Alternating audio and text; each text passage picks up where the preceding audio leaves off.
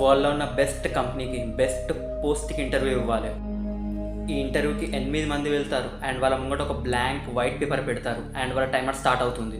వాళ్ళ దగ్గర ఉన్నది ఒక 1 అవరే. ఆ 1 అవర్‌లో వాళ్ళ ఆన్సర్‌ని కనిపెట్టాలి. బట్ క్వశ్చన్ ఏంటో వాళ్ళకే తెలియదు. ఆ 8 మందిలో ఒక్కలే సెలెక్ట్ అవుతారు.